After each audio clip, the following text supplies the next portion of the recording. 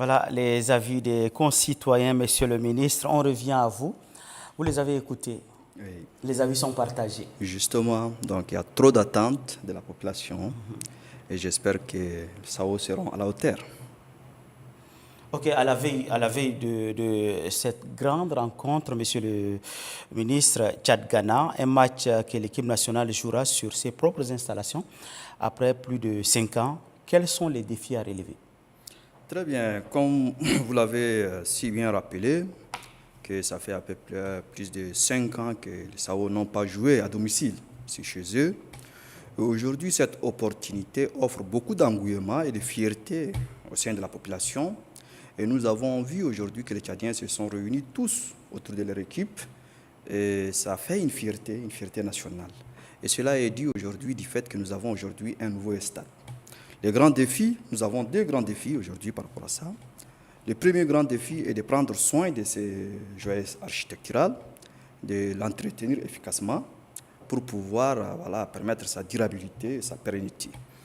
Et le deuxième grand défi est dû aussi à la multiplication des infrastructures pareilles. Donc cela permettra à notre équipe de toujours jouer à domicile. Voilà. Les SAO sont d'ores et déjà éliminés de la Coupe du Monde 2026, Monsieur le ministre, et de la CAN également. Qu'attendez-vous du 11 national pour ce match de demain? Vous savez, le football a ses règles. Cela s'explique que les règles de football imposent une certaine obligation aux équipes de participer aux matchs qui sont programmés, quel que soit le résultat.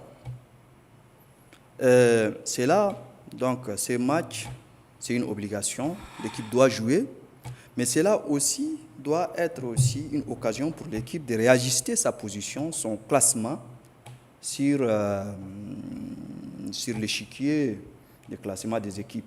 Donc cela permettra aussi à l'équipe de pouvoir un peu de sortir du rang qui a été classé précédemment. Ok, les SAO ont un nouveau staff technique avec à sa tête un entraîneur hispano-suisse. Quels sont les réels objectifs du ministère de la Jeunesse et des Sports et la Fédération tchadienne de football association avec Raoul Savoy? D'abord, il faudrait rappeler le contexte. Dans quel contexte Raoul Savoy a été choisi, plutôt Raoul Savoy. À notre prise de service, nous sommes arrivés dans un contexte où il faut se préparer à l'arrivée d'une nouvelle fédération. Et il n'y avait pas un staff technique de SAO, parce que le staff technique, le contrat a été expiré. Donc, il faut choisir un nouvel staff technique, et il faudrait aussi préparer à la transition pour que la nouvelle fédération prenne les choses en main pour avoir une équipe qui est durable.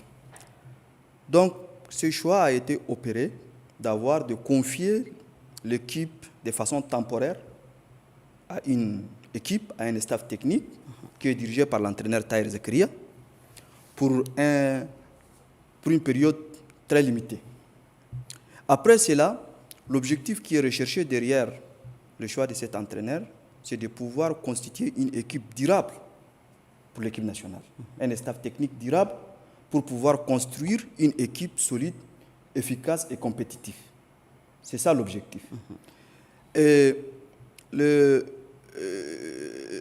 nous, en tant qu'organe politique du gouvernement, nous avons adressé une directive à la fédération en expliquant la vision et la politique du gouvernement en matière de football.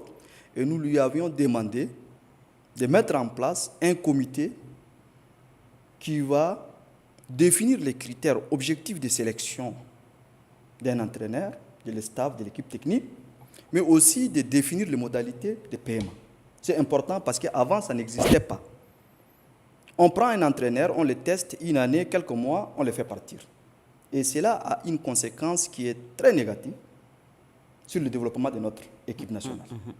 Donc nous avons voulu et nous avons demandé à la fédération de prendre sa responsabilité, de mettre en place un comité qui va permettre au recrutement d'un entraîneur de manière objective, claire, avec des critères préalablement bien établis.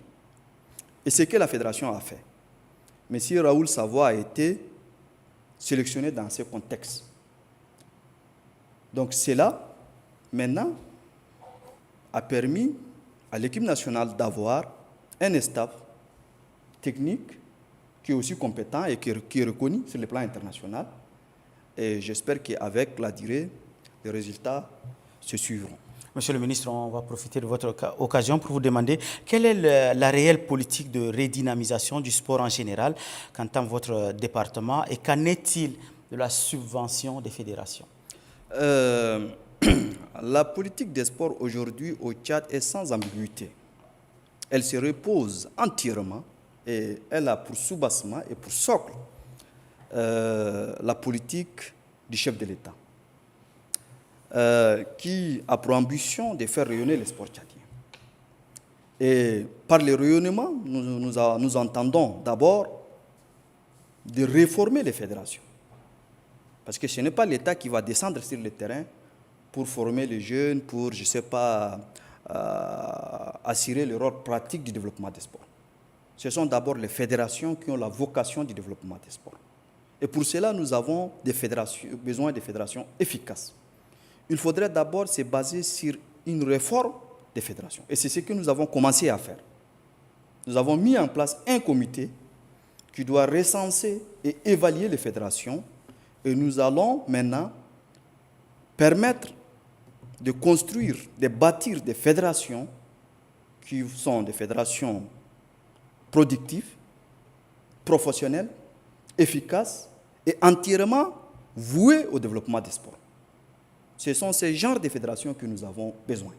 Et aujourd'hui, la plupart des fédérations s'enlacent dans l'immobilisme et cela ne fait pas l'affaire des politiques du gouvernement.